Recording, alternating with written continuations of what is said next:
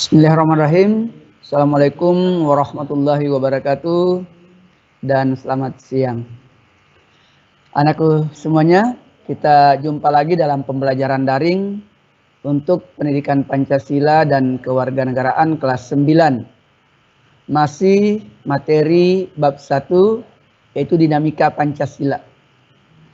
Untuk pertemuan yang ketiga ini kita akan membahas tentang perwujudan nilai-nilai Pancasila di berbagai bidang kehidupan, khususnya di bidang pertahanan dan keamanan. Jadi untuk perwujudan nilai Pancasila itu nanti ada materi di bidang politik dan hukum, di bidang ekonomi, sosial budaya, dan pertahanan keamanan. Sekali lagi untuk pertemuan yang ketiga ini kita khusus membahas perwujudan nilai-nilai Pancasila dalam bidang pertahanan dan keamanan.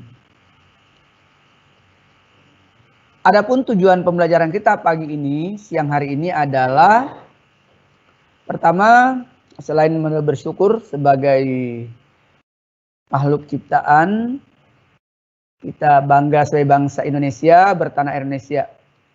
Lalu dari aspek pengetahuan, diharapkan kalian bisa memahami perwujudan, penerapan, pelaksanaan nilai-nilai Pancasila, khususnya dalam bidang pertahanan dan keamanan. Tujuan berikutnya, setelah pembelajaran ini diharapkan juga anak-anakku bisa menunjukkan contoh-contoh perwujudan nilai Pancasila di bidang pertahanan dan keamanan.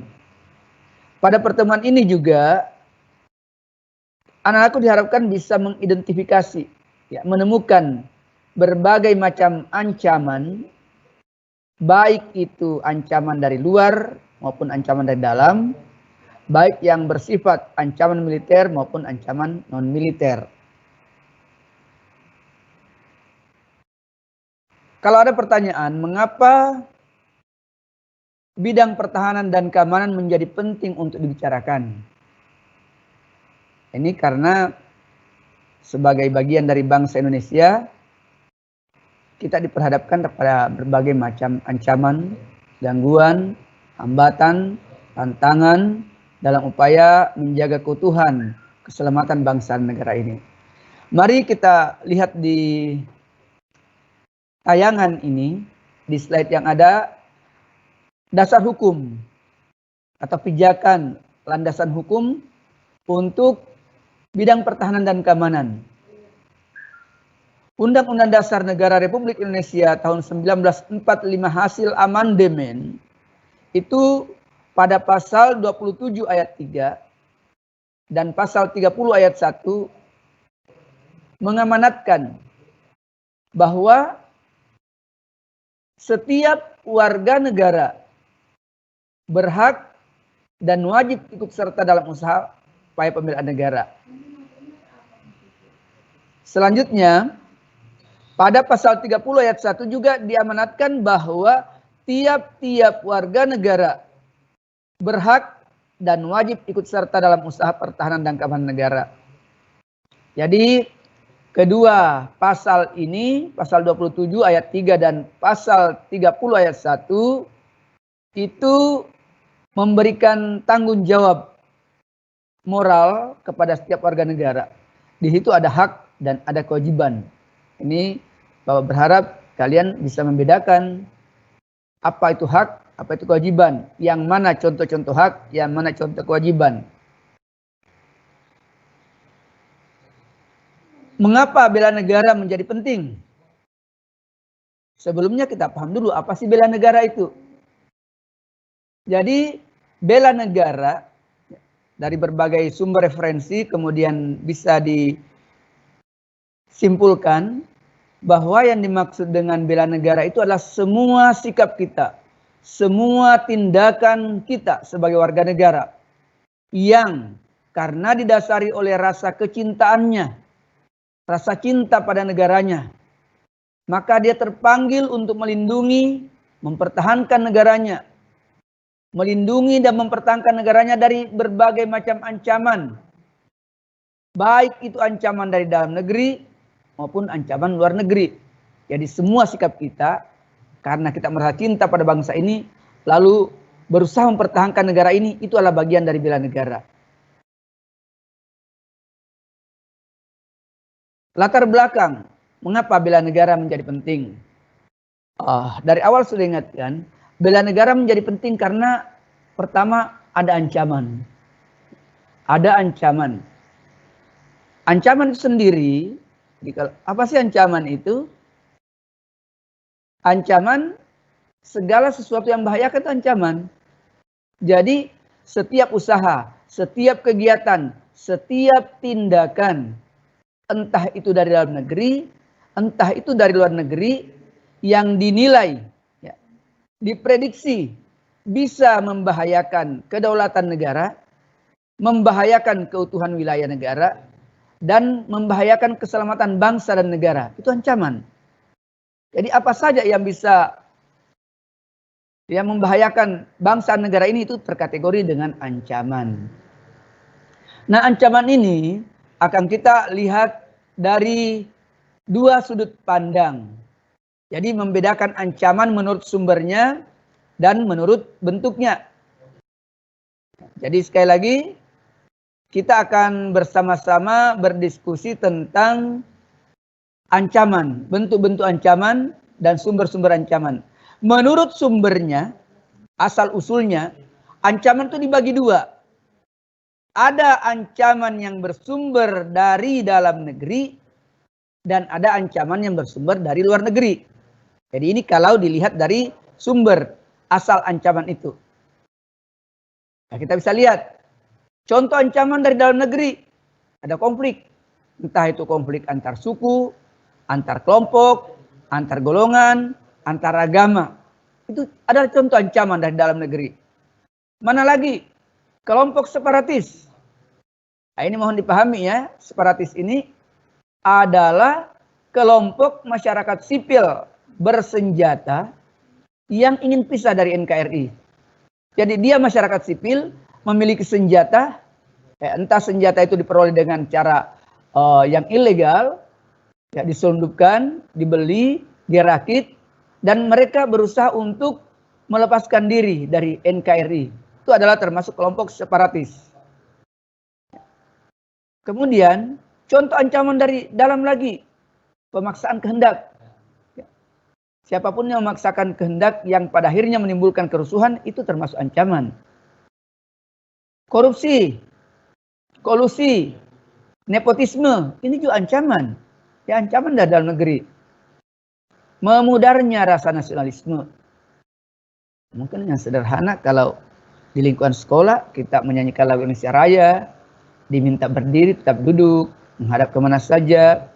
Itu contoh ya.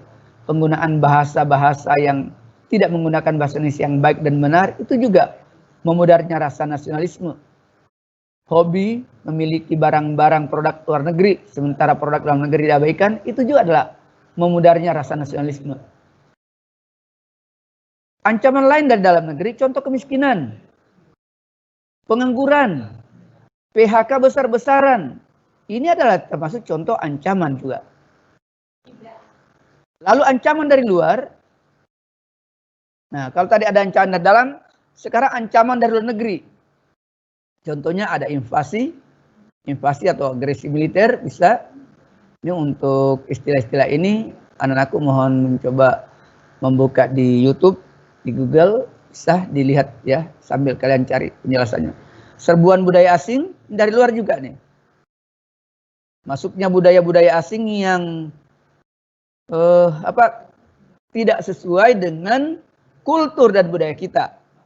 Nah, misalnya cara berpakaian, ya, cara berbusana, itu sebagian ya kurang sesuai dengan budaya kita. Pergaulan. Lalu terorisme yang berskala internasional, lintas negara, termasuk ancaman dari luar negeri. Jaringan narkoba ini bisa menjadi ancaman dari dalam, bisa juga dari luar. Jika narkoba itu didatangkan dari luar negeri, berasal dari negara-negara lain di sekitar Indonesia, termasuk ancaman dari luar negeri juga. Penjarahan kekayaan alam. Jadi hutan kita, laut kita dijarah, itu termasuk ancaman. Ya, illegal fishing, penangkapan ikan secara ilegal di perairan Indonesia oleh nelayan-nelayan asing tanpa izin. Itu contoh ancaman dari luar. Spionase, infiltrasi, sabotase, ini istilah-istilah yang berkait dengan ancaman yang berasal dari luar negeri. Jadi Bapak ulang lagi bahwa menurut sumbernya, maka ancaman itu dibedakan atas ancaman dari dalam dan ancaman dari luar. Sekarang menurut bentuknya. Menurut bentuknya, ancaman itu dibedakan juga atas dua. Ada yang berbentuk militer, ini dikenal dengan ancaman militer. Dan ada ancaman non-militer. Terus apa ancaman militer itu? Ancaman militer adalah semua bentuk gangguan, semua bentuk tindakan yang membahayakan keutuhan negara ini yang menggunakan kekuatan senjata. Jadi mereka menggunakan kekuatan senjata dan sifatnya terorganisasi, membahayakan negara, keutuhan negara, kedaulatan negara, keselamatan bangsa dan negara. Nah ini untuk ancaman, mana contoh ancaman militer? Jadi penekanan pada ancaman militer adalah penggunaan senjata yang sifatnya membahayakan bangsa negara. Contohnya agresi dan invasi. Jadi ini dilihat dari bentuknya. Blokade, spionase, sabotase, pemberontakan bersenjata, perang saudara, dan aksi-aksi teror bersenjata oleh jaringan-jaringan internasional. Jadi sekali lagi untuk membedakan ancaman militer dan non-militer, itu penekanan pada penggunaan senjata.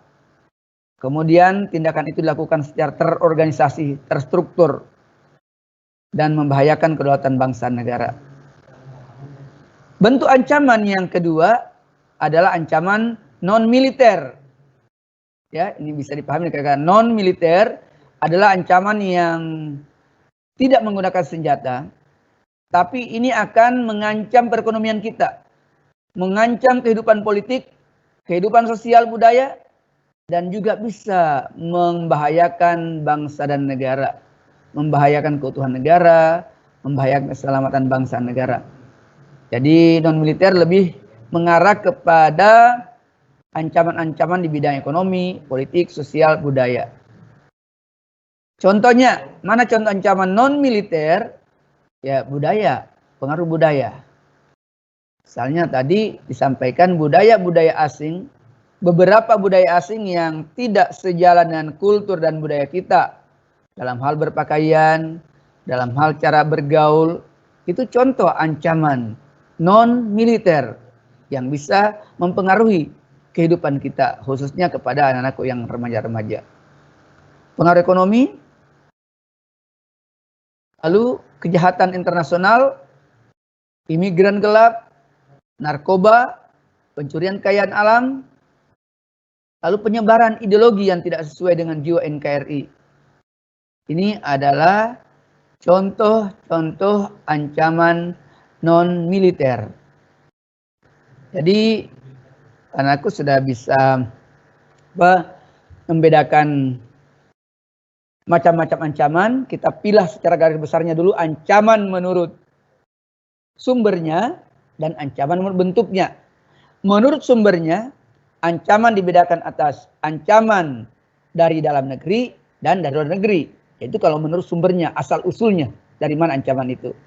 Sedangkan menurut bentuknya, ancaman itu dibedakan atas ancaman militer dan ancaman non-militer. Pak berharap anak-anakku bisa memahami ini, membedakan bentuk-bentuk ancaman ini dan sumber ancaman beserta contoh-contohnya masing-masing. Lalu bagaimana peran negara, khususnya TNI, Tentara Nasional Indonesia? Jika itu ancaman militer, ya, Jika itu ancaman militer, ancaman yang menggunakan kekuatan senjata, maka sistem pertahanan negara kita menempatkan TNI. Jadi TNI itu adalah komponen utama. Dialah ya TNI yang akan berhadapan untuk pertama-tama jika ada ancaman militer. TNI sebagai komponen utama, lalu dengan didukung oleh komponen cadangan, komponen pendukung. TNI ini sifatnya melaksanakan operasi militer untuk perang.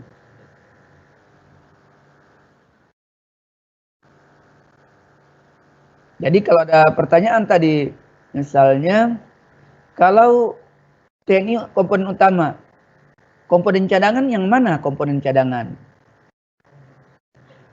Silakan bisa dipikirkan. Jadi komponen cadangan ini komponen yang mendukung TNI agar pertahanan dan keamanan negara tetap terjaga. Lalu pentingnya partisipasi masyarakat dalam bela negara.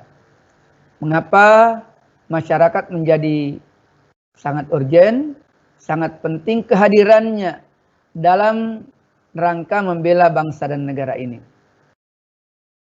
Alasan pertama mengapa bela negara menjadi penting dan mengapa partisipasi masyarakat diharapkan hadir dalam bela negara ini, karena pertama tadi itu adanya ancaman, adanya gangguan, adanya hambatan, tantangan, itu yang penyebab sehingga bela negara harus kita dukung.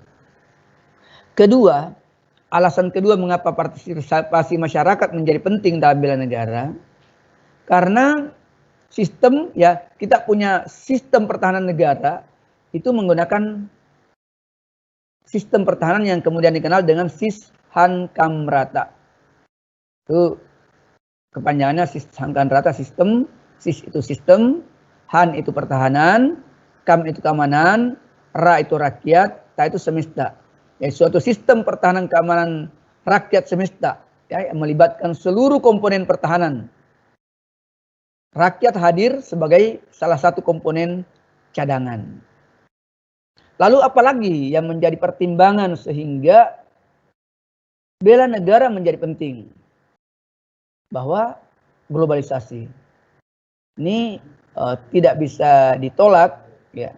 Suka atau tidak suka, mau atau tidak mau, globalisasi akan berjalan terus.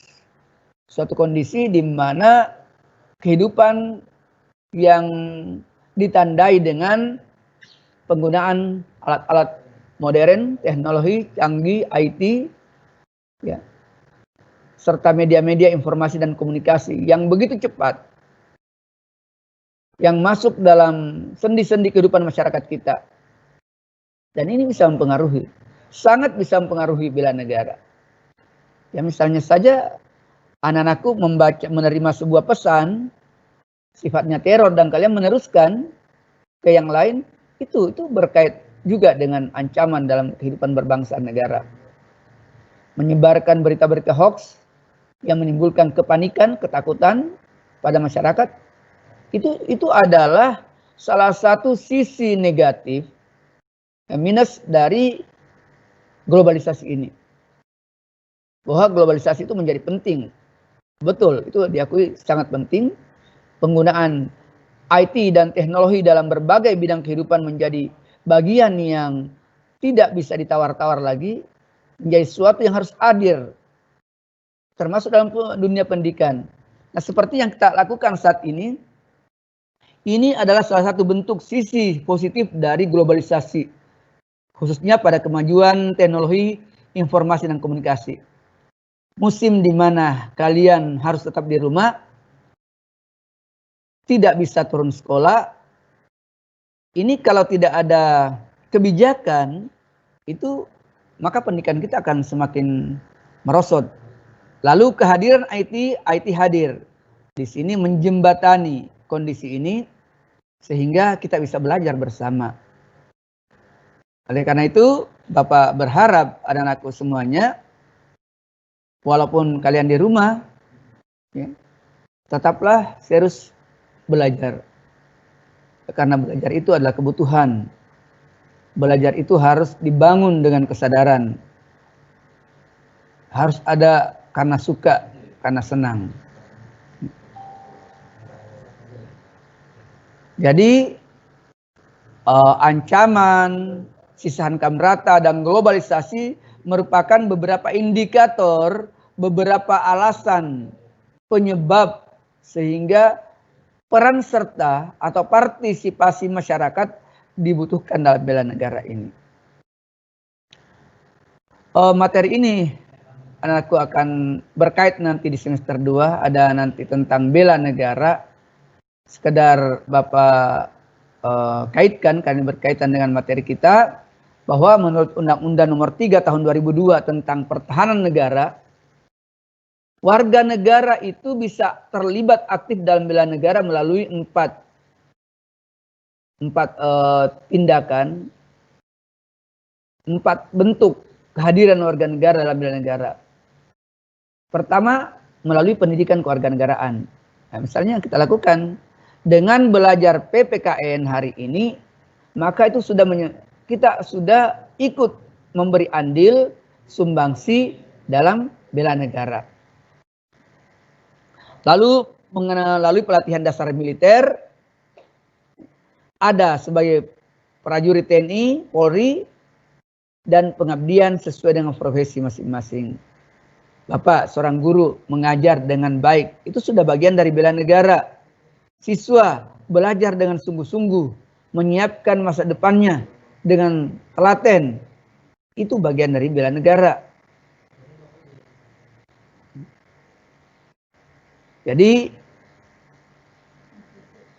pengabdian sesuai dengan profesi ini sangat luas maknanya.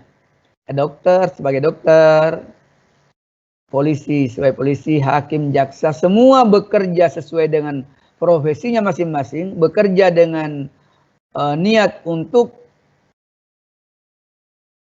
memajukan bangsa ini, untuk mensejahterakan rakyat ini, maka itu bagian dari bela negara.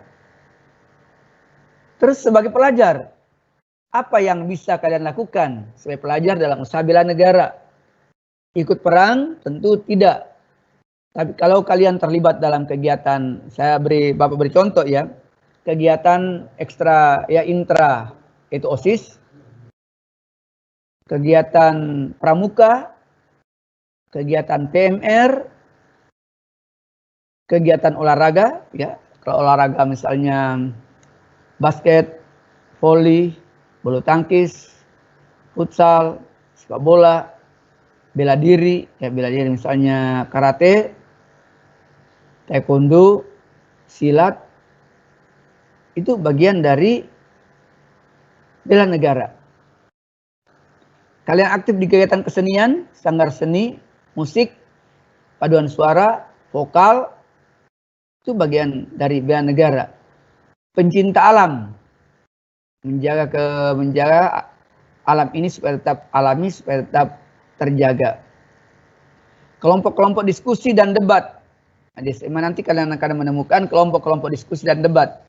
Silahkan untuk ikut. Jurnalistik, ya menulis berita-berita. Kemudian usaha lain yang bisa dilakukan oleh pelajar adalah aktif. Jadi kalau menjadi anggota pramuka harus aktif. Menjadi anggota OSIS harus aktif. Tidak bisa menjadi OSIS hanya sebuah nama, lalu tidak aktif dalam aktivitasnya. Dan hal-hal yang harus kalian hindari, tentu banyak hal yang harus dihindari. Pertama, tentu menjauhi narkoba dan sejenisnya. Ya. Tidak terlibat dengan narkoba. Ini anak-anakku menjadi penting untuk dipahami di saat seperti ini dengan semakin derasnya ya pengaruh budaya dari luar. Tidak ikut tawuran. Nih, selalu Bapak katakan bahwa untuk wilayah Samarinda khususnya itu jarang kita menemukan anak-anak yang tawuran ya, siswa atau pelajar yang tawuran. Tidak ikut mabuk-mabukan, dia mengkonsumsi berbagai minuman-minuman beralkohol. Tidak berbuat onar, ya, tidak menimbulkan masalah bagi orang-orang di sekitarnya. baik itu di sekolah maupun di lingkungan rumah tangganya. Kemudian ya rajin belajar, itu adalah tindakan nyata. Kalian hadir dan belajar di pembelajaran daring ini itu sudah bagian dari bentuk nyata bantuan atau perilaku pelajar dalam bela negara. Berprestasi, ini kalian silahkan mengembangkan potensinya, talentanya masing-masing. Tidak perlu pintar semua mata pelajaran. Nah, itu tidak bisa. Tidak harus semua menguasai semua pelajaran itu. Karena tiap kalian itu terlahir dengan talenta dan potensi masing-masing. Ada yang mungkin kuat di matematik, di IPA, tapi lemah dalam hal-hal hafalan seperti IPS, biologi. Ada yang tidak bisa sama sekali untuk yang sifatnya akademik, tapi di non-akademik dia berprestasi. Di olahraga, taekwondo, karate, silat, basket. Jadi itu prestasi-prestasi semua. Jadi prestasi itu tidak perlu membandingkan ya diri kalian dengan orang-orang di sekitarmu tentang prestasi. Tidak perlu, ini juga mungkin sedikit masukan buat orang tua untuk tidak selalu membandingkan anak-anaknya dengan anak orang lain atau dengan saudara-saudaranya. Karena anak itu lahir dengan talenta masing-masing. Anak-anak kita akan lebih tersakiti kalau merasa dibanding-bandingkan. Biarlah anak-anak itu tumbuh, berkembang sesuai dengan bakat dan potensinya. Kalian membantu orang tua di rumah. Itu sudah bagian dari tindakan nyata seorang pelajar dalam bela negara. Piket. Kalau turun sekolah, ada jadwal piket, jadwal-jadwal bersih lingkungan, itu sudah mematuhi aturan-aturan yang ada di sekolah, itu sudah bagian dari bela negara. Dan itu perlu ditanamkan, perlu ditumbuhkan sejak dini. Karena kalau di sekolah saja kalian tidak bisa diatur, kalian cenderung melanggar aturan, maka itu akan menjadi masalah nanti ketika kembali ke masyarakat. Itu akan menjadi bencana bagi masyarakat. Oleh karena itu terbiasalah untuk menghargai aturan-aturan yang berlaku. Nah, ini PPKN selalu begitu. PPKN itu selalu lebih pada aplikasi penerapan. Maka judul dari pertemuan kita perwujudan. Bagaimana mewujudkan, bagaimana menerapkan, bagaimana mengaplikasikan dalam kehidupan kita.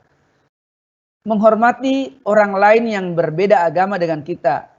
Ini juga anak-anakku harus tidak bermain-main, tidak iseng dengan mengganggu temannya yang berbeda agama saat beribadah. Silakan, ya, laksanakan ajaran agama masing-masing sesuai dengan keyakinannya. Kan? Jadi untuk yang Islam kan kita paham, lakum dinukum waliyadin. Bagimu agamamu, bagiku agamaku. Silakan. Agama mengajarkan itu betapa indahnya kalau kita hidup rukun, kita menghargai perbedaan ini. Bahwa kita saling membutuhkan itu sebuah kepastian. Sehingga kita harus terbiasa untuk hidup bersama orang lain. Aktif dalam kegiatan remaja. Kalau ya di luar ada ikatan remaja masjid misalnya. Ikatan remaja Kristiani, anak yang ke gereja. Lalu ada karang-karang taruna. Silakan bergabung. Tinggal bagaimana mengatur waktu. Di sekolah tentu kan ada kegiatan-kegiatan misalnya OSIS tadi, ada IRMOS, Ikatan Remaja Sola, ada Paskib, PMR, Pramuka, dan lain-lainnya. Adalah kegiatan-kegiatan positif yang akan membuat waktu kalian terhabiskan untuk hal-hal yang baik. Sehingga tidak banyak waktu sia-sia, tidak banyak waktu yang kosong begitu saja. Nah, sekedar mengingatkan bahwa karena ini tadi berbicara tentang pertahanan dan keamanan, di sini negara harus hadir, negara harus ada. Tentu misalnya bagaimana negara yang memperkuat persenjataan, bagaimana negara merekrut anggota-anggota TNI, Polri.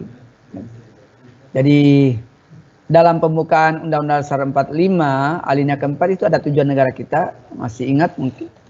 Yang pertama, melindungi segenap bangsa Indonesia dan seluruh tumpah darah Indonesia, memajukan kesejahteraan umum, mencerdaskan kehidupan bangsa, ikut melaksanakan ketertiban dunia. Jadi tujuan negara yang pertama itu melindungi segenap bangsa Indonesia dan seluruh tumpah darah Indonesia. Jadi negara punya janji untuk memberikan perlindungan kepada seluruh warganya. Kata-kata melindungi segenap itu ya. Jadi tidak perlu lagi ada rasa takut kelompok yang satu diserang oleh kelompok lain. Karena di sini negara sudah punya komitmen, janji untuk memberikan perlindungan, memberikan rasa aman kepada setiap warga negaranya. Yang kedua, tujuan negara kita adalah memajukan kesejahteraan umum, memajukan kesejahteraan masyarakat, meningkatkan kehidupan masyarakat kita. Dari masyarakat yang miskin, yang tidak punya apa-apa, kemudian bisa hidup layak, itu maka negara pun harus hadir. Mencerdaskan kehidupan bangsa, tujuan negara yang ketiga. Jadi negara ini punya kewajiban untuk meningkatkan kecerdasan warga negaranya, ya, melalui dengan belajar.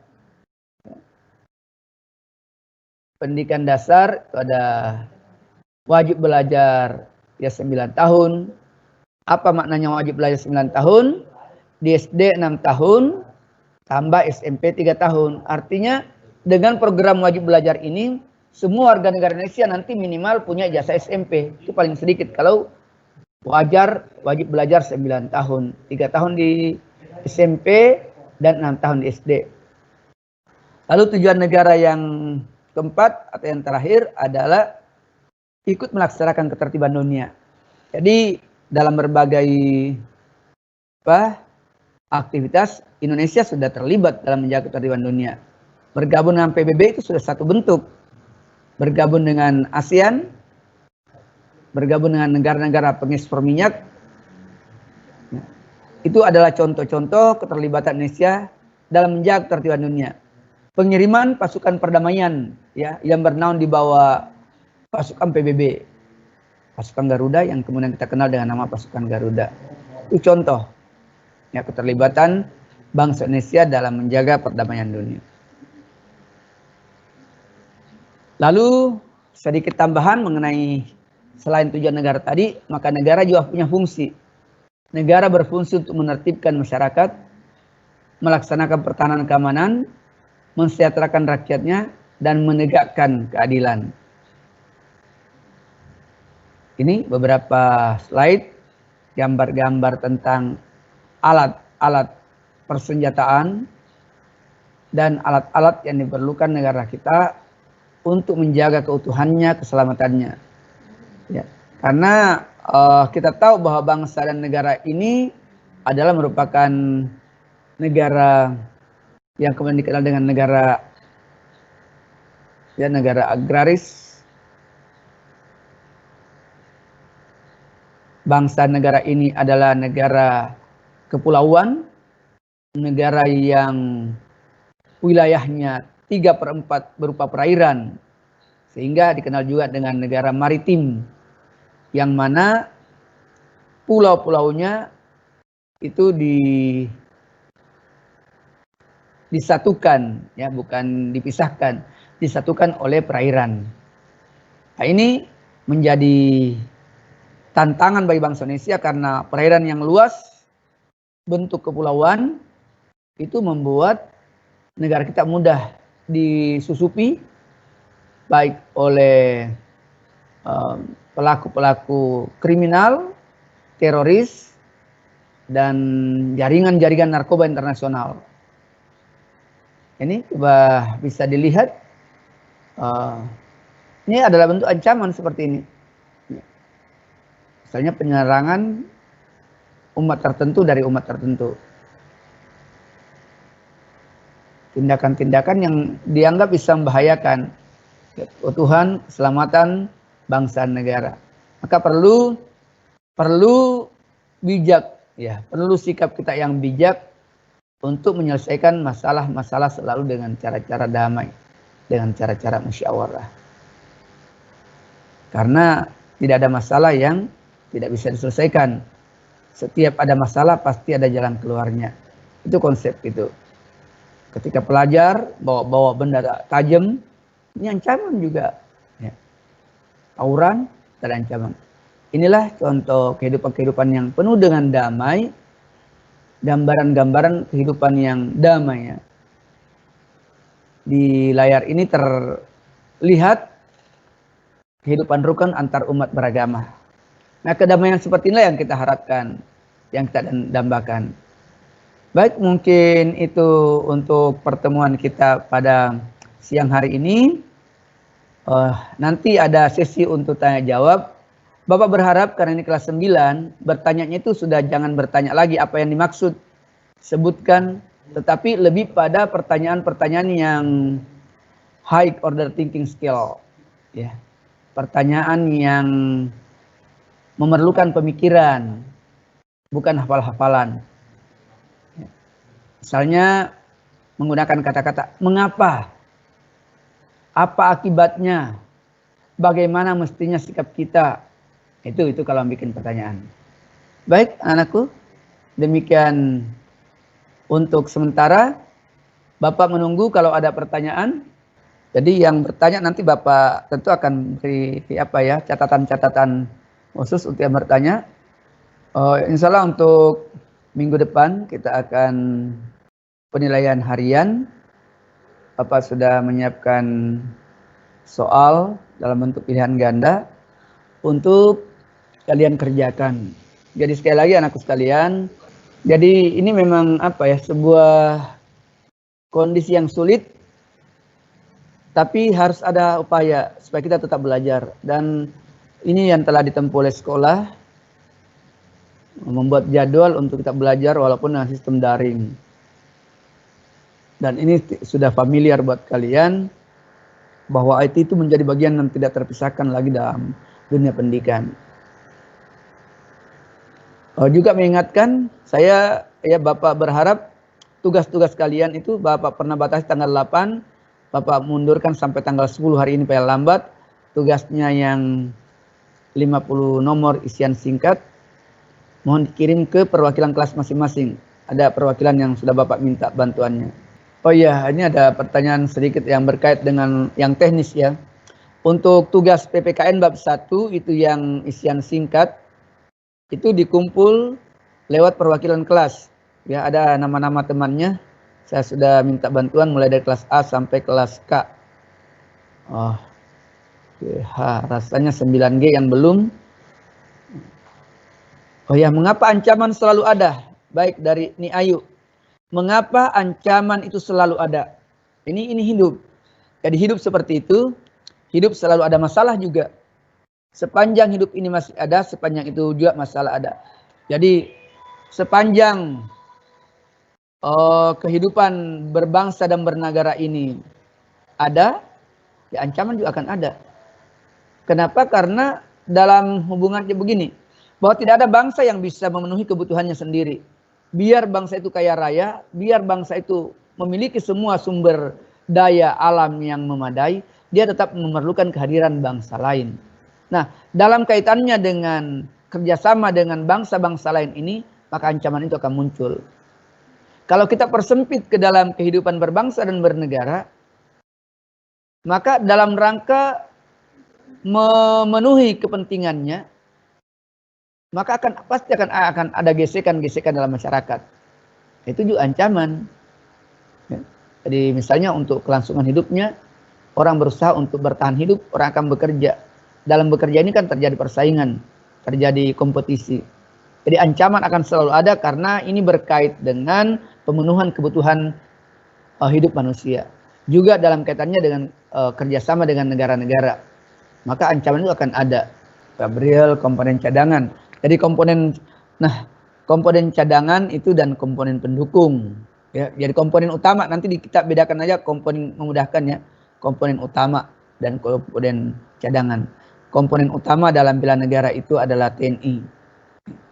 Artinya begini, ketika bangsa ini diperhadapkan pada ancaman militer, maka yang pertama turun tangan itu adalah TNI. TNI akan berhadapan langsung. Lalu hadir rakyat, ya, rakyat menjadi komponen pendukung. Dalam kegiatan lainnya misalnya ya, kegiatan ada, ya kalau dalam perang dulu ya, ada dapur umum, ya, ada yang menyelamatkan atau mengangkut para pejuang yang terkena tembakan. Terus ya enggak terlalu banyak yang bertanya mestinya. Bagaimana cara untuk menghindari ancaman?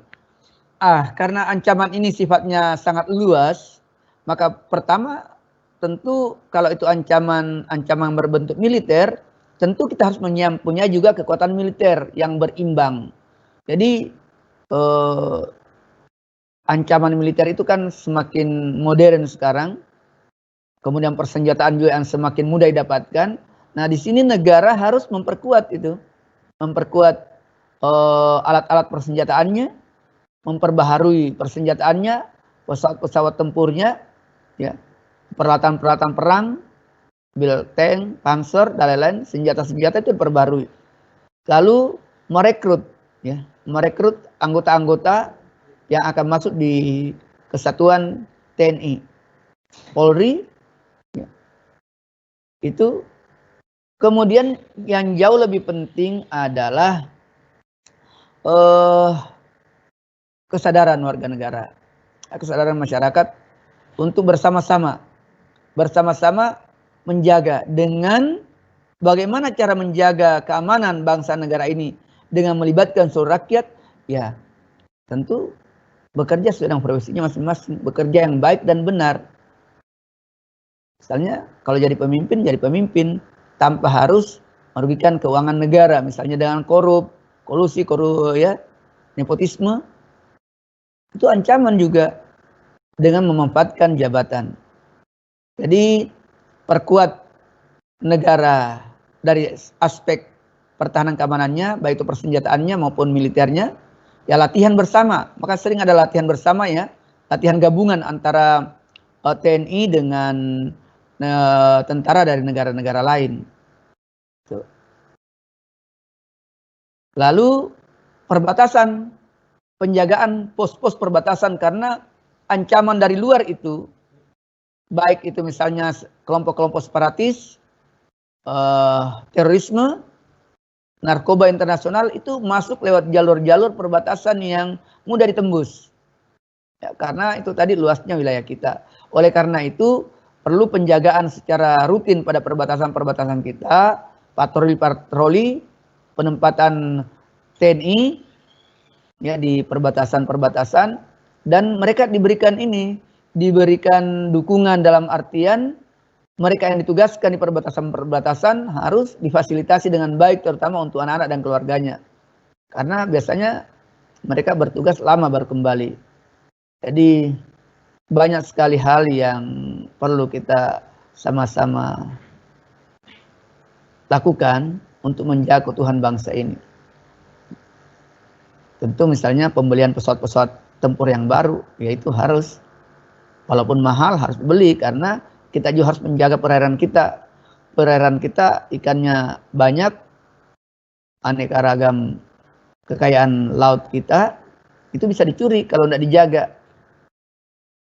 Jadi pengadaan persenjataan lah yang memadai, dan sumber daya manusianya yang handal melalui pelatihan-pelatihan, pengiriman untuk melanjutkan pendidikan ke luar negeri untuk mereka yang di sektor TNI. Itu Nanda Kamal ya, Agus, ini Ayu. Ini yang Bapak harap, pertanyaan-pertanyaan seperti bagaimana, mengapa, apa akibatnya. Itu pertanyaan-pertanyaan yang sudah mengarah ke high order thinking skill. Pertanyaan yang mengajak kita untuk berpikir, mencari solusi. tentu akan ada perbedaan-perbedaan jawaban. Tidak apa? Itu yang diharapkan. Jadi kalau ada pertanyaan, siswa boleh beragam menjawabnya. Atau kalian berbeda pandangan dengan Bapak, tidak apa? Karena diversifikasi atau keragaman jawaban itu yang diharapkan sekarang. Sehingga membiasakan anak-anak itu untuk berbeda pendapat dan belajar menghargai perbedaan itu. Nah, ini Bapak senang ya dengan pertanyaan-pertanyaan seperti ini. Mohon ditingkatkan untuk kedepannya menyiapkan pertanyaan memang yang berkait dengan materi. Insya Allah untuk minggu depan nanti, 2 minggu ke depannya lagi. Ya, minggu depan kita akan penilaian harian. Mohon disiapkan diri karena itu di Google Classroom. Itu soal pilihan ganda dan nilainya langsung otomatis terkirim nanti. Gitu. Ada 50 soal pilihan ganda. Dan itu berbatas waktu dan jamnya. Kemungkinan kita akan kerjakan pada jam PPKN. Ya, hari Senin minggu depan. PPKN, kalian bekerja. Yang tidak ikut otomatis tidak bisa mengerjakan lagi karena soal itu dibatasi waktu. Jadi mohon menjaga kesehatan anak-anakku semua. Tetap menjaga kesehatan, tetap jaga diri. Ya, di rumah tetap di rumah. Kemudian jika pun harus keluar maka pakai masker, jaga jarak, biasakan untuk selalu mencuci tangan dengan sabun dan air mengalir. Itu pesan-pesan pemerintah yang tidak salahnya kita teruskan, ya, saling mengingatkan untuk kebaikan kita. Ini kondisi ini harus dihadapi bersama. Tidak boleh ada yang mengabaikan, memandang remeh dan lain-lain. Mari kita berikhtiar, berusaha berdoa. Semoga kondisi ini cepat berakhir dan kita bisa belajar seperti biasa. Karena terus terang pembelajaran seperti ini harus diakui bahwa kurang maksimal memang. Tapi ini harus dilakukan, harus ada upaya agar kalian tetap belajar. Jadi anakku sekalian, di akhir pembelajaran ini, sekali lagi Bapak ingatkan bahwa bela negara itu, ya Bapak simpulkan, bahwa bela negara itu adalah segala sikap, ya, tindakan karena kecintaannya terhadap bangsa dan negaranya, lalu berusaha memberikan dharma baktinya, ya, untuk menjaga bangsa ini dari segala macam ancaman, tantangan, hambatan, gangguan, baik dari dalam maupun dari luar. Ancaman sendiri itu adalah segala tindakan, segala sikap, segala perbuatan yang sifatnya membahayakan. Jadi semua yang membahayakan, kata inti dari ancaman adalah semua yang membahayakan itu ancaman. Lalu bentuk-bentuk, ya, ancaman itu ada ancaman menurut asal usulnya atau menurut sumbernya, ada menurut bentuknya. Menurut asalnya atau menurut sumbernya ancaman dibagi dua, ancaman dari luar dan dari dalam. Menurut bentuknya ancaman dibedakan atas ancaman militer dan non militer. Itu harus bisa dipahami. Lalu contoh-contohnya, silahkan yang mana contoh-contoh ancaman dari dalam negeri, luar negeri, di lingkungan sekolah saja misalnya, ya, contoh ancaman yang non militer dan dari dalam. Kalian itu membuli temannya, bergaulnya hanya dengan teman sekelompoknya saja, teman sesukunya saja, teman seagamanya saja. Lalai atau bermain-main saat upacara kenegaraan, upacara bendera, upacara Senin.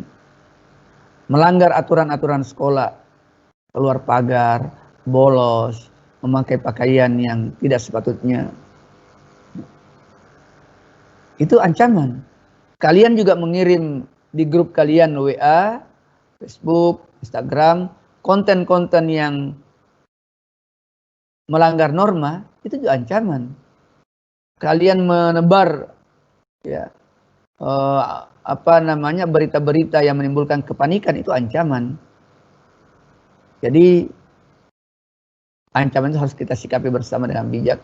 Kalian juga penggunaan media sosial, ya, IT, HP Android itu mohon hati-hati. Jadi dipikirkan sebelum dikirim, sebelum menulis. Jika tidak ada manfaatnya, tidak usah mengirim, tidak usah menulis, tidak usah meneruskan. Ya, cukup membaca saja, sudah itu dihapus. Jangan suka berdebat atau bertengkar lewat media sosial, karena itu tidak pernah selesai. Demikian mungkin anakku sekalian, sekarang tepat pukul 12. Bapak akhiri, sekali lagi Bapak senantiasa berdoa untuk kalian semua, untuk kita semua. Semoga anak-anakku semua ini selalu diringankan, dimudahkan dalam urusan-urusan pendidikannya. Kemudian orang tuanya senantiasa dirukunkan. Ya, kalian semua tetap terjaga di dalam kondisi COVID-19 ini. Kemudian juga keluarga atau orang tua kalian tetap dilimpahi rezeki-rezeki yang halal dan berkah. Selalu Bapak berharap agar kalian tetap menjadi anak-anak yang berbakti pada kedua orang tua, menjadi anak-anak yang diberi keselamatan bukan hanya di dunia tapi juga di akhirat. Semoga apa yang menjadi cita-cita kalian, harapan-harapan kalian, mimpi-mimpi kalian, dan angan-angan kalian bisa terwujud. Bapak berharap bisa melihat kalian sukses semua nanti. Billahi taufiq wal hidayah. Assalamualaikum warahmatullahi wabarakatuh dan selamat siang.